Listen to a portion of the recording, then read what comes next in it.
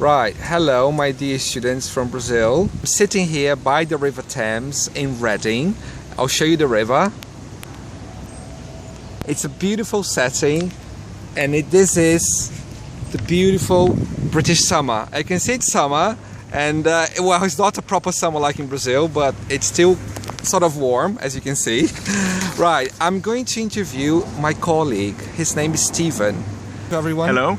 So Stephen is actually from Wales. He's a Welshman. So you're from Wales, but you live in England. How come? You can blame my parents for that. Moving for work. Wales is a much smaller country than England, with a smaller population. So my father basically had to move to find work elsewhere. So he moved up north in England and then down south to where we currently are. How old were you when you moved to England? I was little. How little? I was tiny. I was 3.5. 3.5. Oh, I see. Do you remember anything of life in Wales? Yes. Yeah. I remember little bits and pieces, because I came from just outside the capital of Wales, which is called Cardiff. Cardiff. Which is more akin, people are going to hate me for this, is more akin to the English part than North Wales. So I remember bits and pieces. Could you explain akin, please, to our listeners? They may not, okay, like, understand. It means like. So something is similar to, it is akin to something. So akin to means similar to. Yeah. That's very nice. Okay, thank you. How do you compare living in England to living in Wales? Like the style of life, is it? I know it's still UK, but there are lots of differences. I think in it's not hugely different. The lifestyle would be pretty much the same. There would just be signs in Wales that are actually written in Welsh, which is a completely different language. It's not structured like English. But other than that, it's the same culture for the most part. For the most part. Oh, I see. So do they still speak Welsh then in Wales? Yes. Yeah. Yeah. Can you tell us something in Welsh? Like, no, you can't. So no, my use of Welsh is quite limited. Right. A bit of counting and things like that. So no, I couldn't give a sentence. No worries, that's fine. Okay, as our students in Brazil, as my students in Brazil can hear that, your accent is very clear, and that's very nice. Thank you. Because normally, students are scared of talking to British people because of their accent. Right. Yeah. So tell us about some of the accents in Britain. So for example, yeah, what do people who impersonate a proper British accent, what do they actually sound like to you? To a British person, what do they sound like? Yeah. For the most part, not particularly good. What do you mean?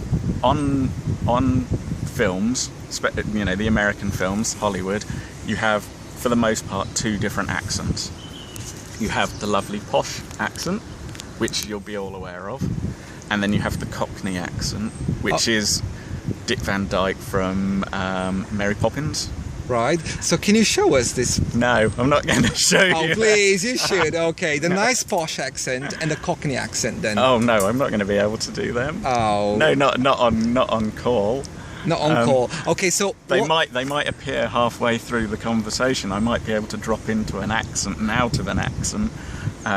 So what accent are you impersonating now? Is it your own accent? I'm not impersonating any accent. This is my accent. This is. But your accent is very nice. It's very clear. It's a Berkshire accent. It's a Berkshire accent. So it's quite a wide one. Obviously, I would drop letters in words that I speak, so not to confuse you guys there. But for instance, if I was to say better, I might say better, which you're dropping the T's. But I'm being very mindful to use the correct correct words. But yeah, there are hundreds of accents in the British Isles, and cities can have them, counties, so the bigger land around that, and then also geographically. So Ireland, Scotland and Wales will have different accents, and then within those, depending on where they are, they'll have different ones. Right. So would you say that a posh British accent is the BBC accent, the Yes, that's a standard good one. accent? Yeah. So I'd say your accent is posh then, because you've got clear English, standard English. I don't think I would argue that it's You not. wouldn't argue that. I would argue that it was a posh accent. I don't speak like the Queen. You don't speak like the Queen. No, So one does not. One does not. Right. Okay. Now I've got a question for you. Why are British people so apologetic, in your opinion? I don't know. Sorry. Sorry. Manners, I think. Manners. Yeah, they really have good manners. Do you believe that? I believe so. Yeah. Okay. In comparison to, for example, other nations, they do. Yeah. They're very polite. But do you think it's the stiff upper lip approach? Okay, can you tell? Oh, you don't know. I don't know what that means. Oh, okay. Stiff upper lip is not showing any emotion. Not showing any emotion. Yes. So, you're not going to smile. You're not going to cry. You're not going to get angry. I understand now. Stiff upper lip. Fine. Yes. Yeah, could be that. Yeah. Okay. Another question is, what is the actual proper way to prepare tea? Because English people love tea, don't they? Yes. We do drink a lot of tea. Do you make your tea in a special way? No, Or you don't I really care? I think a lot of people would just say put the tea bag into the cup and pour boiling water onto it. But you can put it into a kettle. Teapot. I shouldn't say kettle. You wouldn't put tea into a kettle. That would be silly. So yeah, you just let it brew there for a while. So sit in the teapot for a few minutes and then pour it out with a bit of milk.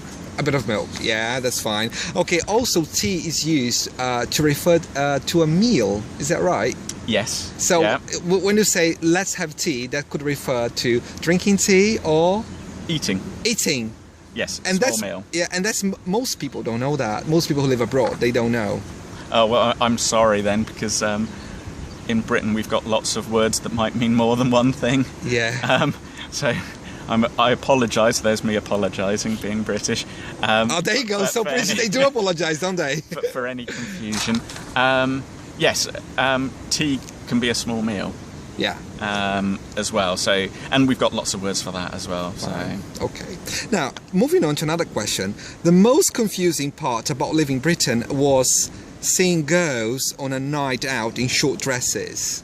It's okay. absolutely freezing outside and in short dresses.